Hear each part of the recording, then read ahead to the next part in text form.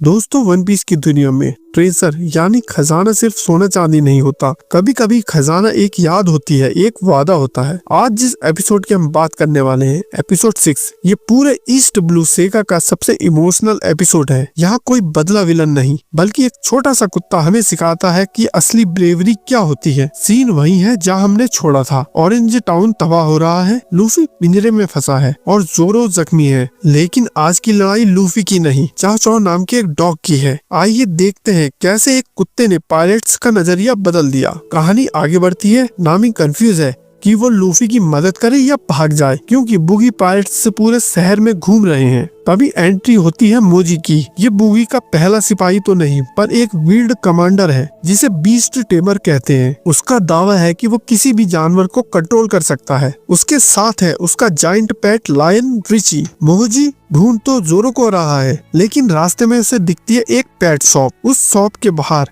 एक छोटा सा सफेद कुत्ता बैठा है, चाओ चाओ। मोजी रिची को ऑर्डर देता है कि दुकान तोड़कर खजाना बाहर निकाले, पर चाओ चाओ बिना डरे शेर के सामने खड़ा हो जाता है। यहाँ पर सीन थोड़ा पॉज होता है और मेयर बुडल यानी इस शहर का मेयर नामी और लूफी को उस कुत्ते की सच्चाई बताता है। दोस्तों, ये सीन बहुत पेनफुल है। चाओ चाओ सिर्फ एक दुकान के बाहर नहीं बैठा, वो दुकान उसके मालिक की थी। उसका मालिक बीमार था और वो हॉस्पिटल गया था, और चाओ चाओ उससे कहा था कि दुकान का ख्याल रखना। मालिक की मौत हो गई, वो वापस नहीं आया। चाओ चाओ बहुत इंटेलिजेंट है। मेयर बताता है कि चाओ चाओ को पता है उसका मालिक अब कभी वापस नहीं आएगा, फिर भी बस उसकी यादों और उसकी दी हुई जिम्मेदारी के लिए वो उस दुकान को प्रोटेक्ट कर रहा है। दुकान ही उसका खजाना है। ये सुनकर लूफी का नजरिया उस कुत्ते के लिए पूरी तरह बदल जाता है।